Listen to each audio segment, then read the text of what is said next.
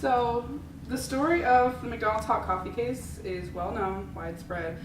A woman spills coffee on her lap, exaggerating her injuries, and sues McDonald's for her mistake. The woman wins a lawsuit against the defenseless corporation and lives out the rest of her days as a millionaire. The story is not true, and the resulting stigma of common people taking legal action towards large corporations for financial gain are now known as frivolous lawsuits.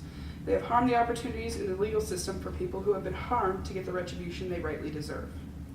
The results and facts of Liebeck versus McDonald's have been massively skewed to negatively affect Liebeck's case to avoid backlash against McDonald's for practicing unsafe handling of products to the public. What we'll do today is take an in-depth look at Liebeck versus McDonald's case and an overview of the concept of frivolous lawsuits.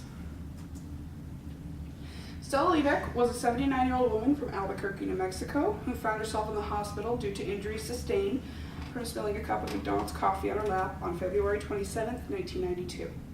Liebeck suffered third-degree burns on her legs, lower stomach, and crotch area. Liebeck spent 2 years undergoing painful skin grafts and physical therapy to reverse the damage of the burns.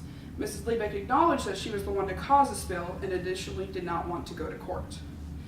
Mrs. Liebeck sent a letter to the fast food giant asking them to pay for medical expenses and said that they would only give her $800 to settle the issue.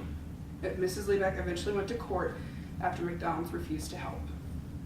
Now, why would a single cup of coffee from a drive-thru cause such severe injuries, third-degree burns? If a customer was injured on company property by a company product, why didn't McDonald's do anything about it? In 1992, McDonald's was one of the largest coffee sellers in the United States, delivering over 24 million piping hot cups of coffee a year. In 1992, McDonald's served their coffee between 180 and 190 degrees. McDonald's is one of the few companies to serve their coffee that hot, claiming that flavor and longevity are the reason for the high heat. From 1982 to 1992, 700 other burns caused by McDonald's coffee came through McDonald's corporate office. Unfortunately, almost all of those 700 cases were met with no assistance or minuscule payouts, much like Mrs. Liebeck. When Mrs. Liebeck was injured in February of 1992, McDonald's was aware of the hundreds of complaints about its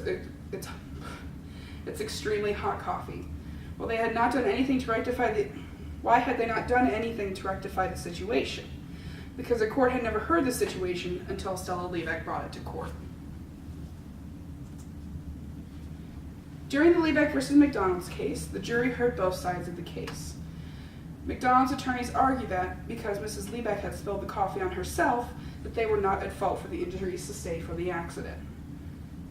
McDonald's representatives did not comment on the hundreds of other people that had been burned to various degrees over the past 10 years. The ultimate decision of the jury was to award Mrs. Liebeck $2.7 million, which equated to 2 days' worth of coffee sales for McDonald's. McDonald's was ordered to lower the temperature of their coffee, and Mrs. Liebeck was able to properly take care of her medical bills. At the end of the trial, the little guy had won against the gigantic corporation, one of the few success stories. Why, though, almost 25 years later, is Mrs. Liebeck still considered the bad guy?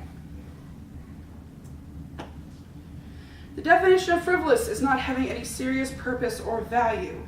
After the Liebeck versus McDonald's case, the concept of frivolous lawsuits, or lawsuits deemed silly or unnecessary, came to the forefront of the media and made Stella Liebeck a joke. In an episode of Seinfeld, Kramer is seen spilling a cup of hot coffee on his lap. Later, he goes to a lawyer to sue. The lawyer states, "Give me one coffee drinker on that jury, and you're going to walk out of there a rich man." Everyone from talk shows to radio broadcasts to newspapers formed their own version of the story, claiming that Liebeck was a selfish, foolish, greedy woman who used hot coffee to make herself a millionaire.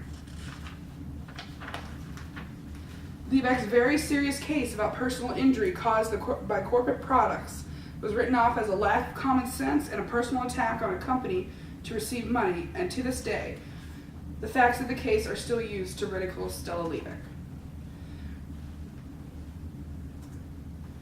Mrs. Liebeck died on August 5, 2004.